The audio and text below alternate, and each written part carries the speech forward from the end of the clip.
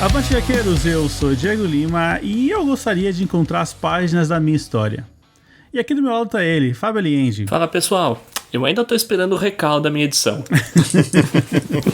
E hoje, Fábio, temos um participante mais que especial aqui, né? Opa, vamos deixar ele mesmo se apresentar. Fala aí, Daniel. Opa, obrigado, HQeiros, pelo convite. Aqui é Daniel, do Formiga Elétrica, pra quem não sabe, né? Mando vários áudios aí comentando os programas deles. E a minha frase de efeito é reciclando de um outro programa que eu participei. Eu sei que não tem nada a ver, mas fará sentido ao longo do papo aqui. Se eu estou sonhando agora, eu não quero acordar. Lindo, hein? Muito bonito isso. Muito bom, muito bom. Cara, acho dificilmente algum ouvinte do nosso programa não vai conhecer o Formiga Elétrica, né? Mas... Vai saber, né? De repente um recém-chegado. É verdade, é verdade. Estamos muito emocionados aqui para falar de uma obra que, quando eu li, eu falei, é impossível a gente fazer um programa sobre isso, porque essa obra, muito diferente, né, do que a gente costuma a falar aqui, que dá pra gente discutir sobre a história, essa obra é uma experiência física também, né? Vamos falar da série do Prisioneiro dos Sonhos, o volume 1, A Origem. Dando o nome completo, né? Julius Correntin Akefak, Prisioneiro dos Sonhos, A Origem. Nossa senhora. Coitado de quem cadastra o nome lá na Amazon, né, do título. É, pra fazer vídeo no YouTube também é um terror, né? Porque não cabe no título. É verdade. Mas Prisioneiro dos Sonhos é um nome bem mais forte, né? Só Prisioneiro dos Sonhos. Não, é engraçado que tem sonho no meio, né? E ainda é A Origem, né? Lembrando do filme do Christopher Nolan. Olha só, hein? Um verdadeiro Inception. Um verdadeiro Inception. Pô, mas vamos lá, cara, essa HQ foi originalmente publicada na França em 1990. Cara, levou 32 anos pra chegar no Brasil. O próprio autor, acho que, assim, não fosse a Comic Zone, o próprio autor seria um desconhecido aqui pra gente. Nunca tinha ouvido falar em Marc-Antoine Mathieu. Nem eu, na verdade, e quando você assiste aos vídeos lá do Thiago do Comic Zone falando sobre como ele descobriu isso, é ainda mais extraordinário, porque ele falou que achou isso num sebo também. Ele não conhecia esse trabalho, ele não fazia a menor ideia, e aí acabou encontrando isso num sebo, aí olhou e falou, caramba, eu tenho que levar isso pro Brasil. E realmente é um trabalho de porte, de envergadura. Já vou começar dizendo que eu admiro quando autores, diferente de uns e outros aí, inclusive um que já foi comentado recentemente lá no Formiga Cast, que costuma fazer HQs já pensando nas suas adaptações. Quem será? Eu mandei um e-mail pra comentar esse programa aí, hein? Foi, já foi gravado, inclusive, né? A leitura do seu e-mail. Mas eu admiro o cara que escreve pensando exclusivamente na mídia original. Tá? E aqui, olha, vocês podem acusar o Mathieu de qualquer coisa, cara, mas esse pecado ele não tem, porque o que ele realizou aqui é algo que virtualmente você não tem como verter para outra mídia, não sem sacrificar tipo 90% da essência, nem que fosse uma animação, cara, não tem como você levar essa experiência para outra mídia, é quadrinho e ponto. Dá pra ir até mais longe. Não dá pra verter pra outra mídia. E se você não pegar isso no físico, você não aproveita. Exato. O conceito de livro-objeto. Sim, poxa, eu vou esperar sair no Kindle. Cara, não faça isso. Não faça isso. Eu acho que não deve ter, né? Na verdade, nem eu leio. Na verdade, eu nem leio. Eu vi que tem algumas coisas da Comic Zone lá no digital, mas só me bateu essa curiosidade agora, pra falar a verdade. E olha, né, Fábio, você comentou aí que é uma série que começou em 1990... E acho que até agora tem 7 volumes, né? E aqui no Brasil só tem 3. Sim. Então, as expectativas foram criadas, porque mais da metade ainda tá por vir, né? Eu quero ver o que ele vai aprontar ainda dentro dessa série. E eu tava, assim, o que saiu no Brasil? Em 2022, ano passado, a Comic Zone lançou A Origem e O Processo ao mesmo tempo. Originalmente, A Origem é o primeiro mesmo, o Processo, se não me engano, é o terceiro. Esse ano saiu O Começo do Fim, / O Fim do Começo, que, se não me engano, originalmente é o quarto. Assim, os primeiros foram saindo na década de 90, acho que foi 90, depois 91, aí 93, alguma coisa assim, mas o último saiu em 2020. Pô, legal ver que, assim, ele ainda trabalha com o personagem, né? Mais de 30 anos depois, ele ainda tá entortando aí a mídia, né? Ele ainda tá subvertendo. Pô, isso é legal, cara. Eu espero que essa série esteja vendendo bem, porque eu tô bem ansioso pra ver o resto, viu? Eu tenho absoluta certeza que sairão os outros aqui, assim, num intervalo de tempo, assim, pelo menos um por ano, com certeza, né? Eu achei, assim, super revigorante, assim, ainda mais... Cara, quando você pensa que isso foi feito em 1990, sua cabeça explode, né? E falar assim, pô, como a gente nunca tinha ouvido falar disso? Né? Porque é algo que, além de ser inadaptável para outra mídia, ele também depende da edição física, da edição na mão do leitor, a questão da folha que você manuseia e tudo mais. Eu diria que a comparação que, para mim, foi inevitável quando eu coloquei as mãos nesse trabalho foi com o Scott McCloud, no caso, e com o Nick Souzanes, o Desaplanar. Eu não sei se vocês já leram, né? O Scott McCloud é famoso pela sua série lá, Reinventando os quadrinhos, né? São 3, né? Desvendando os quadrinhos, desenhando quadrinhos e reinventando os quadrinhos, que é já falando das mídias digitais, né? Então, o Scott McCloud, ele vai publicar o seu primeiro trabalho como teórico de HQ, ele já era um artista, claro, mas como teórico de HQ, ele vai publicar seu primeiro trabalho, o Understanding Comics, né, que é o Desvendando os Quadrinhos, em 93. Ou seja, depois do Mathieu, né? E qual é a similaridade, caso? O McCloud, ele fez um manual para aspirantes, né, artistas, ou para qualquer pessoa que quisesse entender melhor os recursos gráficos envolvidos nos quadrinhos, né? Então, ele é um manual de qualquer forma, mas ele serve para qualquer curioso sobre o assunto de um jeito ou de outro. Agora, ele fez isso em formato de histórias em quadrinhos, o que é interessantíssimo. O trabalho do McCloud, ele é amplamente divulgado, embora ele tenha lá suas ressalvas. Algumas definições, elas já foram revistas mais de uma vez, inclusive, afinal de contas, o trabalho já tem aí 30 anos, mas ele continua sendo útil, né, para várias pessoas. Agora, a similaridade, ela vem de...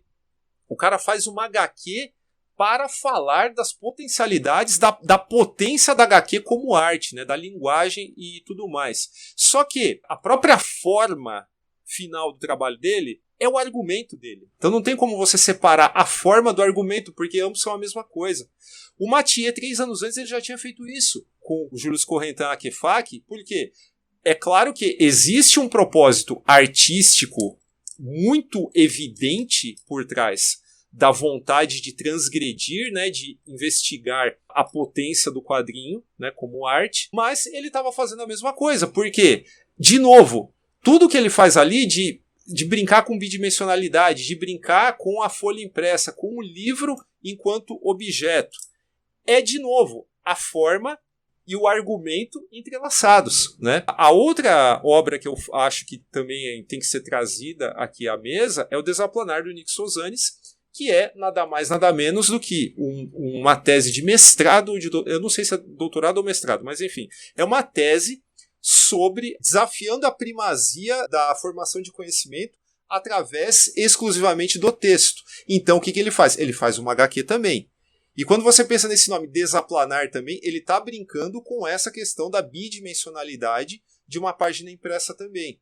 Então, eu acho que é meio difícil não associar uma coisa com outra, mas o Souzanes, ele foi publicar o trabalho dele em 2015. O Mathieu, de novo, em 1990, ele já estava brincando com isso. Então não sei se tanto o Souzanes quanto o McCloud conheceu o Mathieu, mas eu quero pensar que sim. Essa é uma dúvida que me vem aqui, porque assim, a gente pensa, putz, o Brasil não ouviu falar do cara.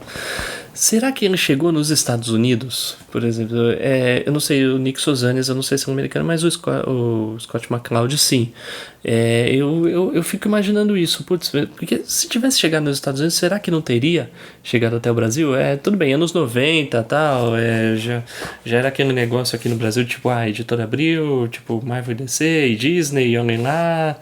Então é de se pensar, mas, cara, sei lá. Mas, assim, realmente, é um cara que, cara, em 1990 ele já tava brincando com os quadrinhos e brincando com a forma dele. Isso cara, é demais. Não, e defendendo a linguagem, né, cara? Porque você percebe que, assim, não é um trabalho feito sob encomenda, é algo feito com amor, né, cara? Não, sim. Cara, é um trabalho extremamente artístico, genial. E só antes que eu esqueça, só pro amigo ouvinte, a gente vai soltar spoilers aqui nesse programa, tá, sobre a obra. Acho que não tem como não soltar spoilers. Então, se você ainda não leu, faça-se esse favor. Pare agora, compre a sua edição ou tire ela da pilha, tá? Porque não adianta correr atrás de versão digital e leia. tá? Se você tem o mínimo interesse nisso, não continue ouvindo o programa.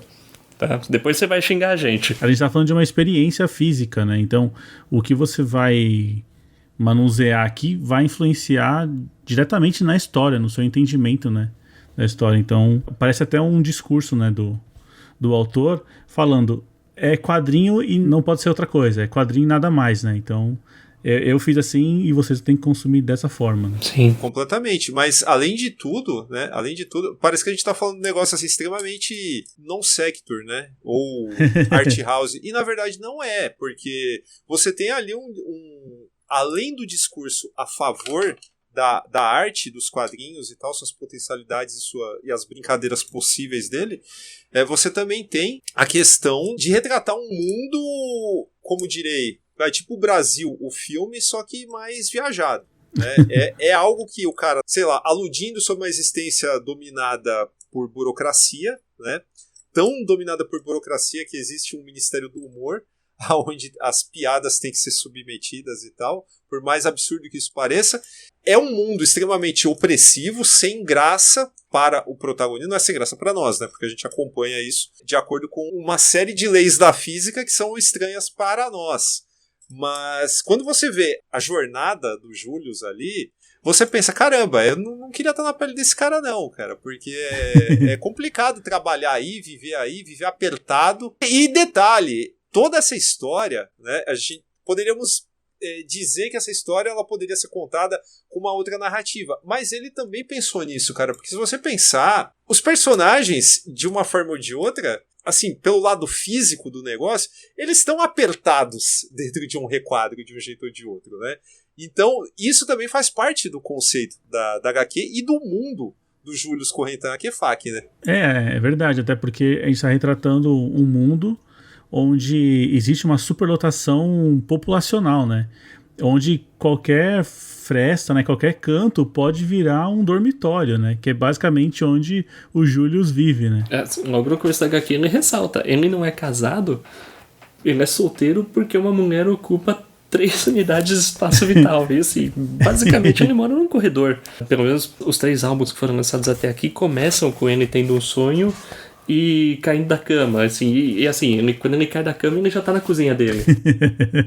E o que vocês acham dessa característica interessante que a palavra origem não existe dentro do mundo do Július? É verdade, né? Dá uma sensação de que nem eles sabem como eles foram parar ali, né? Ele sempre esteve lá, né? Uhum.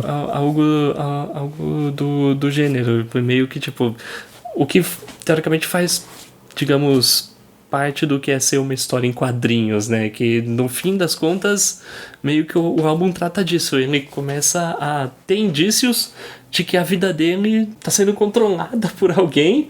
Um negócio, inclusive, meio Grant Morrison lá no Homem-Animal, né? E é isso, e assim, basicamente, quando começa a receber, assim, a origem, meio que ele tá indicando, esse é o primeiro álbum e, tipo, apesar de parecer que você sempre esteve aqui, a sua vida começou agora, né? Eu acho que tem a ver com a simultaneidade, cara. Porque a gente não para pra pensar nisso quando a gente é moleque, mas cada quadrinho, ele existe independente de todos os outros, né?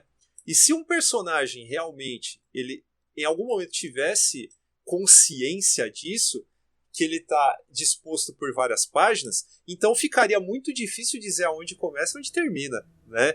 Então faz muito sentido que num mundo como esse não exista a palavra origem. É verdade. Eu acho que dá até pra pegar um pouco do que o próprio autor... Eu tava lendo uma entrevista curtinha com o Marco Antônio Mathieu, um pouco antes da gente gravar, e assim, ele mesmo destaca que, bom, quando você tem lá ou quando você tá ouvindo uma música, ou você tá no cinema, o tempo é o do artista. Quando você tá lendo um quadrinho, o tempo é do leitor. Então, tipo, se eu quiser, tipo, vou ler 3 páginas e depois eu continuo amanhã, beleza. Tipo, se eu quiser abrir no meio e ler no meio, acho que tem muito a ver com a simultaneidade aí que você tá falando. É tão rico nessa questão de você retratar um funcionário, sabe, que tem uma vida monótona e tal, nunca pensou na vida e de repente, pumba, alguém chega com uma revelação ferradíssima. No caso do Július, receber a a página que tá contando a história dele. Ou que vai contar daqui 3 páginas, né, na frente. Exato. Tem muito a ver com essa, sei lá, com o jogo de cartas marcadas que é a vida da maioria dos assalariados desse país, né, e do mundo também, né? A pessoa às vezes, sabe, segue sua vida e não pensa, né, como ela tá presa em determinados ciclos, tanto de trabalho, de relacionamento, mais. Então a HQ, ela é profunda também nisso, né? E várias coisas aqui que a gente tá trazendo, cara, eu nem tinha pensado quando eu li e nem quando eu reli para vir aqui ao podcast. Uhum. Mas ela é tão rica, cara, que às vezes a gente falando de um aspecto gráfico, a gente consegue correlacionar diretamente com algum aspecto da vida real. Apesar de ser uma HQ PB, né, com um protagonista, né, com personagens assim que não estão ali para gerar identificação, pelo menos os coadjuvantes, eles não estão ali para gerar identificação. Nenhuma, né? E a empatia que a gente tem com o Julius, cara, ela não vem das reações emocionais dele, porque ele basicamente também não tem. É quase um Buster Keaton, né? Claro que ele fala, né? O Buster Keaton atuava, sabe, em filmes mudos, né? Então, aqui você tem a questão do diálogo.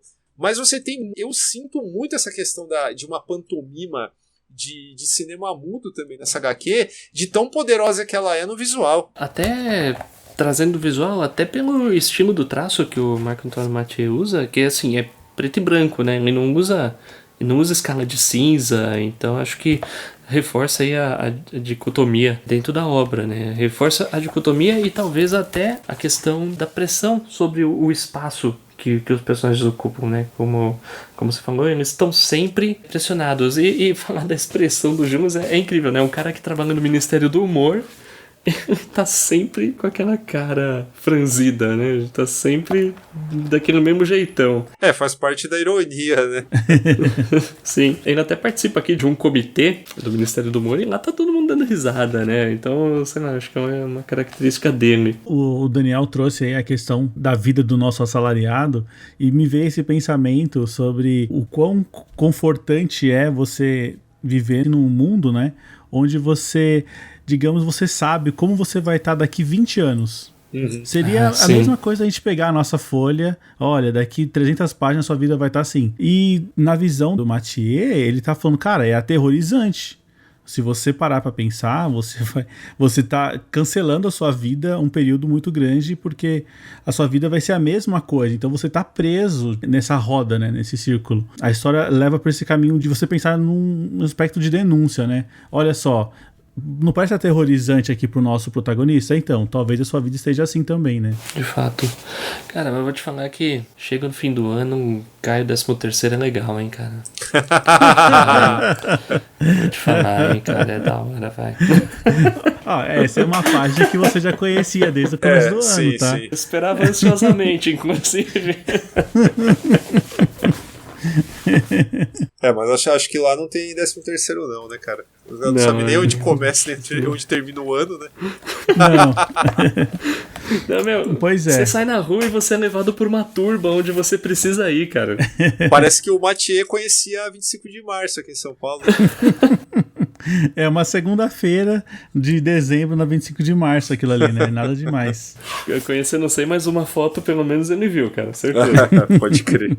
Mas, só pra alinhar aqui com os nossos ouvintes, o que acontece na história, né? Então a gente tem aqui o nosso protagonista que acorda, e aí ele tem até um cara que mora com ele, né? Que fica tentando emplacar umas piadas, né? Já que ele é do Ministério do Humor e tal. Eu achei isso bem, bem interessante. E aí ele recebe, né? Uma carta onde dentro tem algumas páginas, e essas páginas estão retratando passagens da vida, né, do momento da vida do Julius, ou seja, coisas que acabaram de acontecer ou que estão acontecendo naquele momento já estão impressas numa folha, né, de quadrinho. Então ele fica intrigado com quem está mandando aquilo e por quê, né, qual é o poder daquilo tem na vida dele. E só pra deixar claro pro ouvinte, essas páginas que ele recebe são as próprias páginas da HQ que a gente tá lendo. Então, então assim, pra gente que tá de fora, tipo, nossa, acabei de ver essa página aqui e o cara tá vendo a mesma coisa. Na falta de palavra melhor, é um Inception.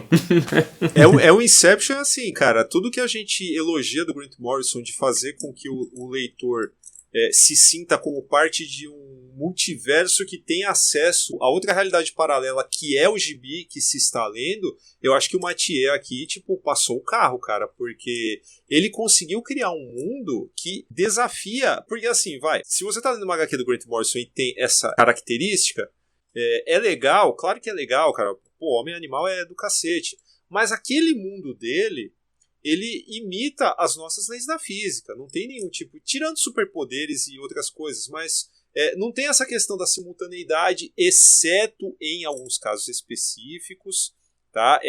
Eu sei que tem autor em inglês que já brincou com isso, né? O Alan Moore em Watchmen, por exemplo, mas o Mathieu aqui é um caminho diferente. Ele pensa o meio do quadrinho conceitualmente como se fosse um mundo com leis da física próprias, né? E isso realmente é para poucos, né? Você, tipo, eu penso no processo criativo do cara, dele encadeando isso. Fala, tá, se o cara mora numa história em quadrinhos, tá, ele é bidimensional, mas e aí como é que vai ficar, por exemplo, se ele encontrar a página da história dele, entendeu? Cara, é muito mais louco se você parar pra pensar. E mesmo assim faz sentido. As peças, elas se encaixam completamente. Quer dizer, elas se encaixam de um jeito que é uma fita de Mobius, né? Que é mais ou menos o tema do terceiro álbum, na verdade, que eu não vou dar spoiler aqui. Mas é um ciclo infinito, porque o quadrinho é exatamente aquilo, cara. Se você quiser inverter a ordem, voltar ali, você pode folhear ele do jeito que você quiser. É genial, cara, é genial. Eu acho que assim, a chave do baú para a potência das histórias em quadrinhos como arte e possibilidade narrativa é o trabalho do Mathieu, cara. Não, com certeza. O que me impressiona, fora tudo isso, é o poder de síntese que ele tem. Que nem, pô, você falou de Grant Morrison, Grant Morrison teve 27 edições no Homem-Animal, se não me engano, algo próximo disso. E, cara, o Alan Moore foram 12 lá no Watchmen, mais outros trabalhos onde ele acabou tratando o mesmo assunto. Cara, isso aqui o Marc Antoine Mathieu, ele fez tudo em 40 páginas, cara. Sim. Cara, é um poder de síntese absurdo. É genialidade, cara. Esse cara é um gênio, cara. Ele fez isso e não tinha nem 30 anos, cara. Eu acho que ele lançou esse álbum, cara. É tipo você pensar no Cidadão Kane, né? O Orson Welles tinha 26 quando fez, né, cara? Mas o trabalho do Grant Morrison, que eu acho que se aproxima disso, em matéria de temporalidade pensada num meio de quadrinhos, né, brincando com esse ambiente, né, esse ambiente metafórico de uma história em quadrinhos, é o Pax Americana, que é o Watchmen do Grant Morrison, né? Cara, eu li esse HQ, acho que deve ter uns 2 anos agora, né? Você já tinha me falado dela, já vi vocês falando em outros podcasts e tal. Aí eu peguei pra ler, eu falei, olha só, Grant Morrison safado, cara, tá fazendo o Watchmen de novo. Tá. Não, mas pô, é uma puta HQ e sim, acho que lá ele se aproxima bastante disso aqui. Olha, mas a gente tá falando aqui sobre a genialidade, né, do Antoine e tudo mais. Só que eu tenho um ponto. Ele também, criando, né, essa HQ nessa forma, ele também exige a participação do leitor. Pacas. Então, se for um leitor um pouco mais desatento ou que ele não engaje na história, talvez não funcione.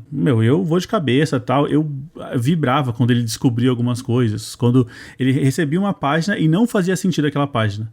2 páginas depois eu falei, nossa, agora faz sentido.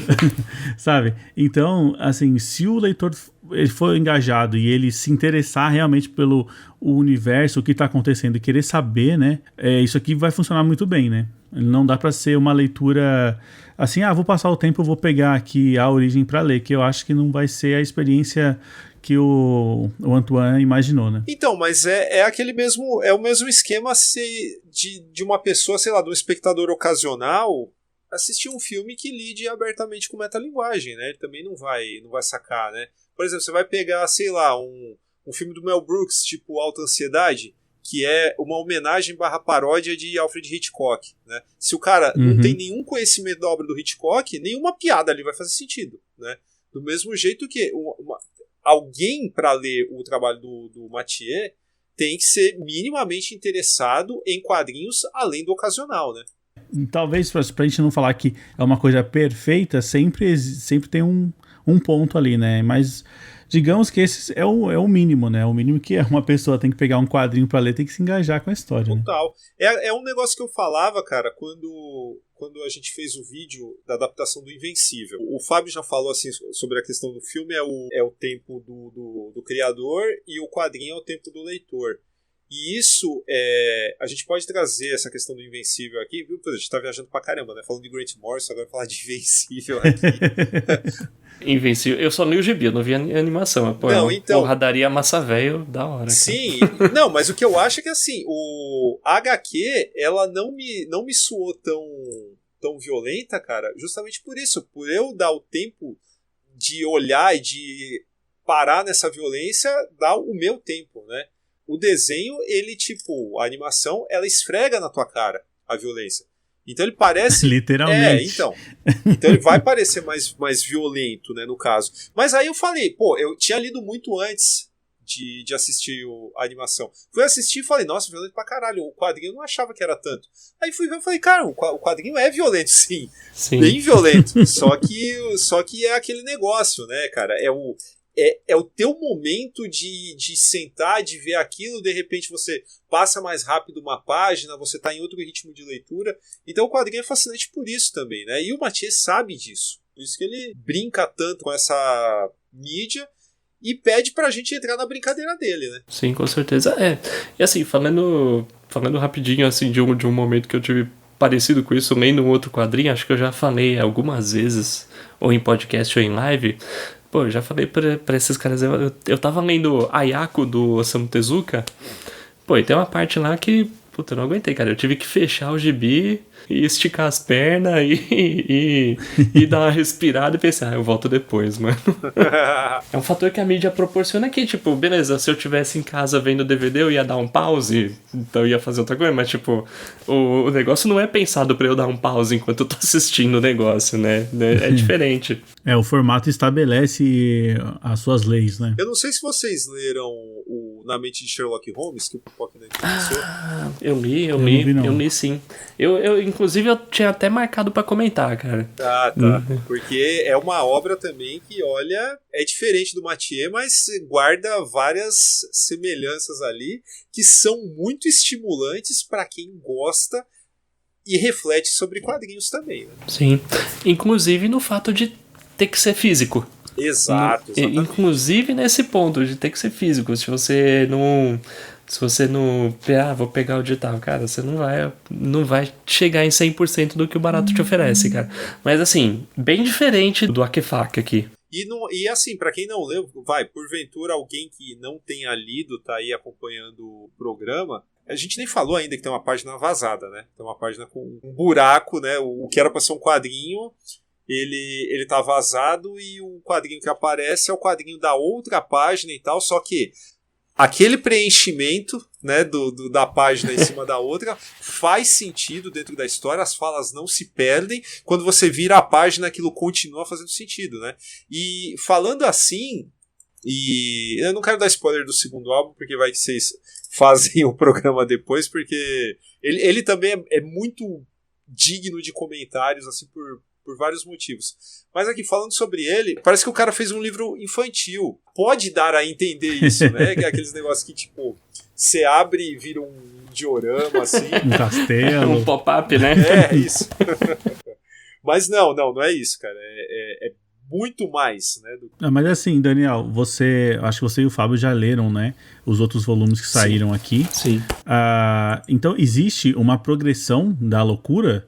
Porque o que eu vi na origem, eu já gostei, mas parece que o segundo volume tem mais alguma coisa, o terceiro já vai para um outro caminho. Eu vou falar o que eu acho, aí depois o Daniel complementa, mas assim, dos três, né, que foram lançados até agora, pra mim, esse aqui é o mais, digamos, palatável. Esse aqui acho que é o mais fácil de você, tipo, o cara ocasional aqui vai pegar um e vai parar pra ler, acho que é o mais fácil dele absorver. Os outros o negócio começa a, pelo menos na minha opinião, começa a ficar mais doidão. Dá um nó. Começa a dar um nó. Eu gostei pra caramba, mas assim, acho que até pra gravar mesmo, assim, não teria como, acho que não ser por esse. Porque, na minha opinião, ele é o mais palatável, digamos assim. O segundo... Bom, a gente falou de burocracia, falou de Kafka, né, que o álbum tem. O segundo, não por acaso ele se chamou Processo, né, que aí já escancara a relação com Kafka totalmente, né, e todas essas questões que a gente comentou aqui, elas seguem no segundo álbum. Lembrando, não é uma continuação. Aliás, você pode embaralhar esses álbuns e ler na ordem que você quiser. Falando na ordem de publicação, o segundo ele é mais loucão, inclusive na parte gráfica. Tá? Sim. O que a gente tem aqui de página vazada nesse primeiro álbum não chega no pé do que fizeram no segundo. Você olha, ali sim vai parecer um pop-up de livro infantil. E faz muito sentido, né? Eu tava falando aqui nos bastidores aqui com eles que eu estive na Ipsis, né, que imprime os livros do Comic Zone. Os caras tiveram que montar o segundo álbum à mão. A gente tá falando de uma tiragem de 2 ou 3 mil unidades, cara, e a galera teve que fazer à mão, sabe? Então vocês imaginam o grau de complexidade 3D que foi envolvida na hora de pensar esse álbum, na hora de entregar ele pronto. Aí, beleza, então o segundo é mais loucão? É mais loucão, ok. O terceiro eu já não acho tanto, cara. O terceiro eu acho que ele tem um propósito mais claro, porque eu citei até a fita de Mobius aí no começo, mas a fita de Mobius ele é assim, a síntese do terceiro volume. E até por isso eu acho que ele é guardadas as devidas proporções, eu acho que ele é o menos ambicioso dos três, porque ele não tem nenhuma inovação física, no caso, não tem nenhum corte especial de gráfica. Tem um pouquinho, né? Não é tanto quanto esses dois, mas alguma inovação física existe. Sim. Mas sim. É coisa que a gente já viu em outros lugares. Exatamente, né? mas não se complementando, né? Tem a inovação, digamos, dentro da história, mas não é algo que... Digamos que a gráfica não tem tanto problema em entregar, né? A gráfica não xingou tanto a editora dessa vez, Isso. né? Mas tem máquina pra fazer, né? Mas é bom pra caralho de qualquer jeito, cara. Sim.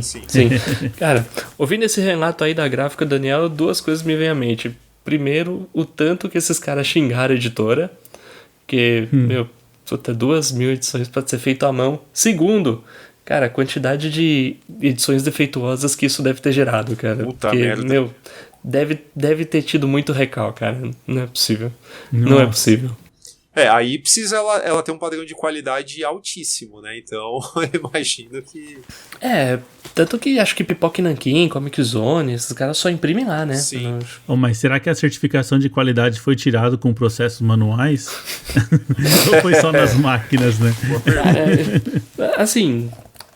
será que por exemplo, aqui a gente tá falando de uma página vazada, né? Será que a máquina faz a página vazada? Será que eles não tiveram que vir com estilete e cortar um quadrinho aqui manualmente também?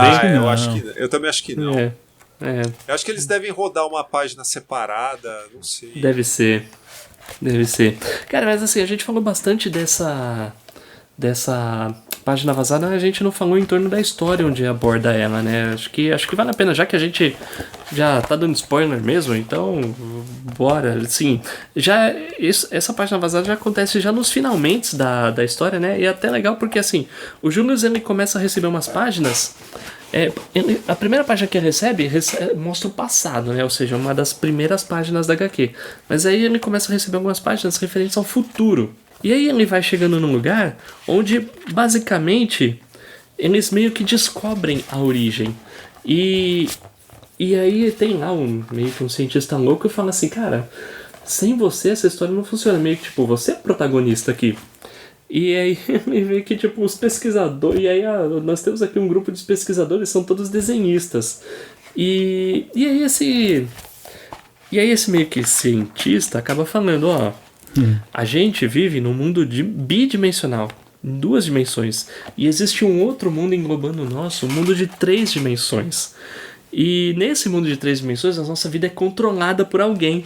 E aí ele começa a falar, pô, o nosso mundo, ele é fácil de ser dobrado, fácil de ser rompido. Cara, porque o mundo deles é uma página de um quadrinho. E aí ele fala, pô, dá até pra rasgar se bobear, dá pra fazer um buraco, e aí bem nessa hora que fala fazer um buraco, você dobra a página e vê que a página tá vazada. Então é esse o buraco que tá falando. Então assim, e aí fala, quando se faz um buraco, dá pra olhar, é como se fosse imaginar que dá pra olhar pro outro lado, e esse outro lado é a próxima página. Cara, é muito genial. É muito foda. É muito foda, assim. E assim, entre a gente aqui, a gente até tava discutindo, putz, mano, como é que a gente vai gravar um programa falando disso, né? Como é que eu vou descrever essa porra?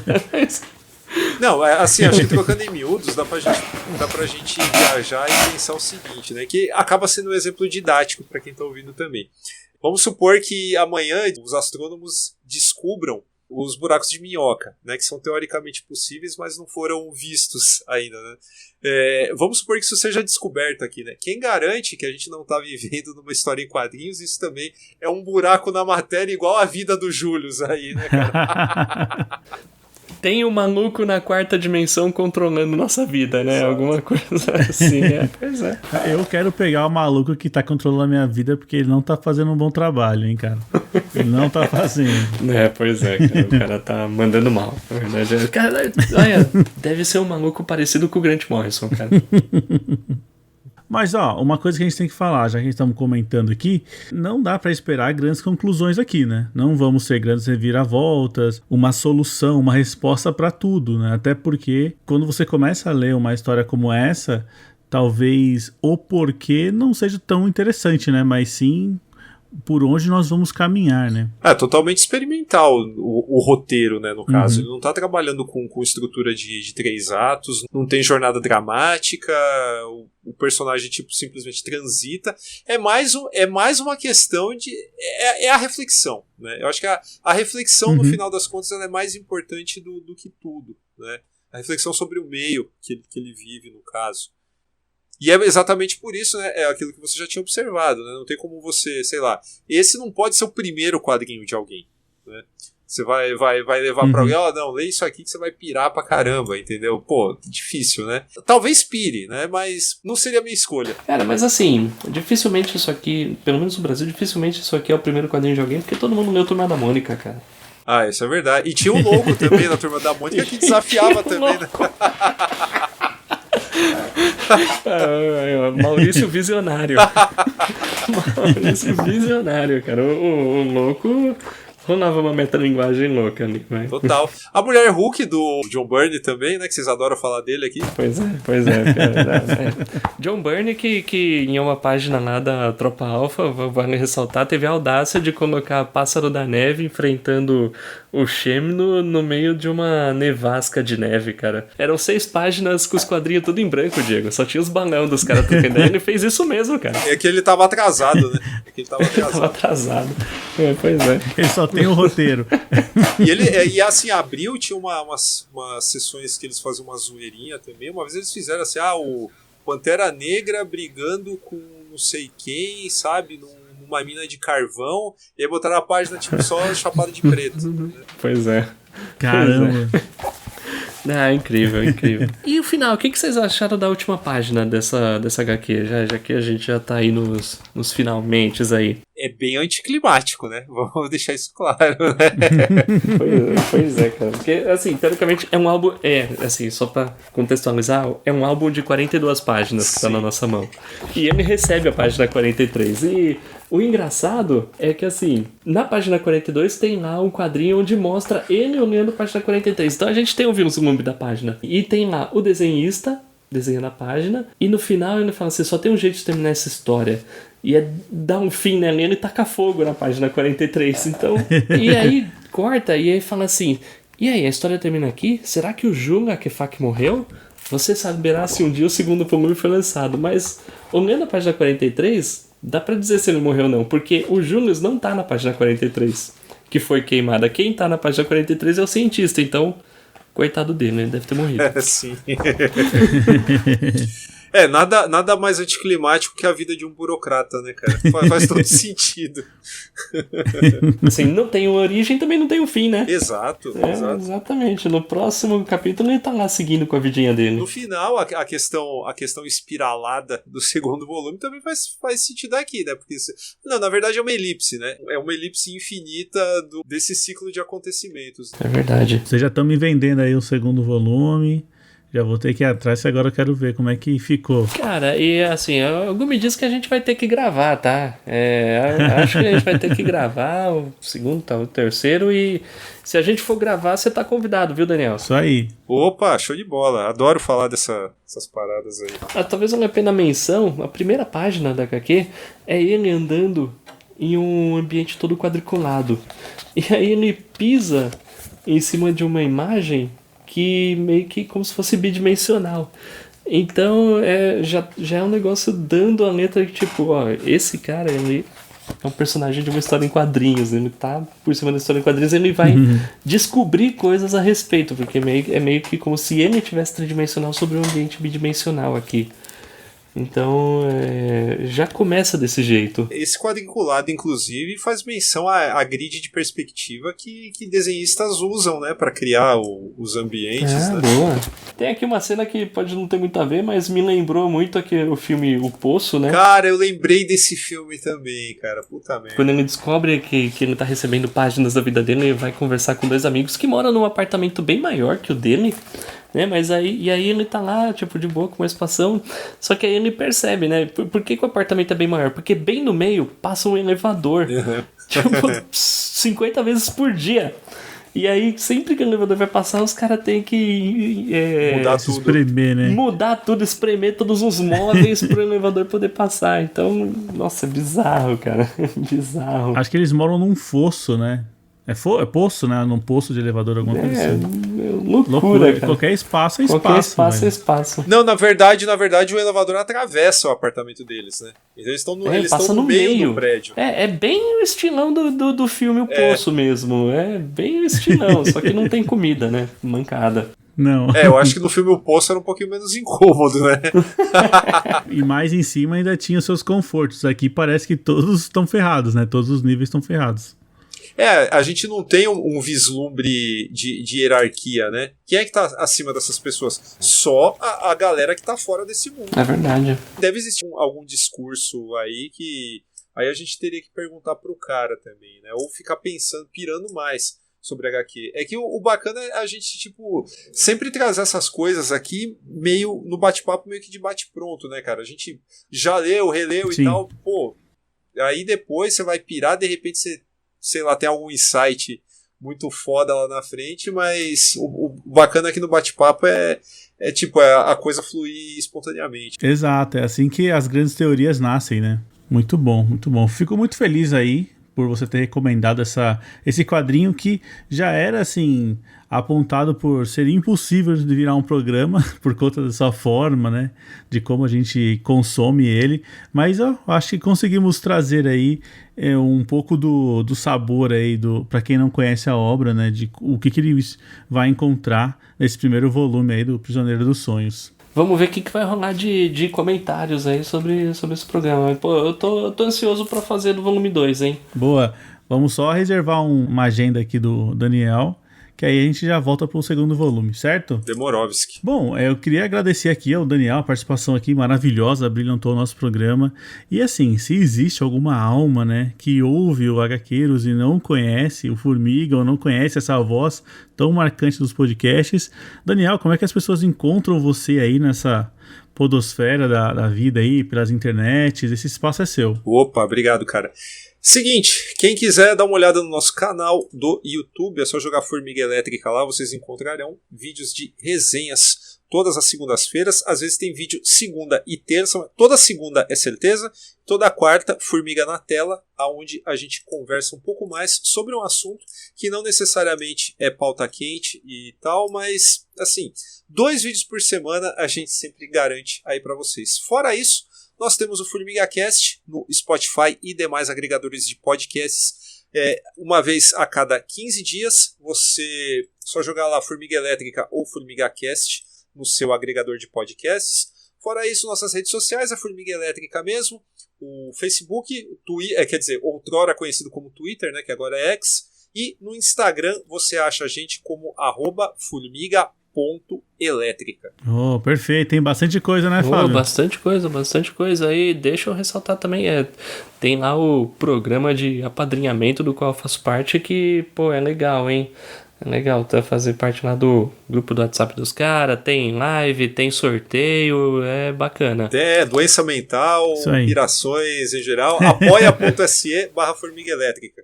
Quem quiser dar uma olhada lá. Perfeito, fica indicadíssimo aí, né, pra quem tá acompanhando aqui o HQueiros e vai lá conhecer o Formiga e vai apoiar também, fazer essa galera aí cada vez mais forte, certo? Porque falou de quadrinhos, a gente cola pra somar, beleza?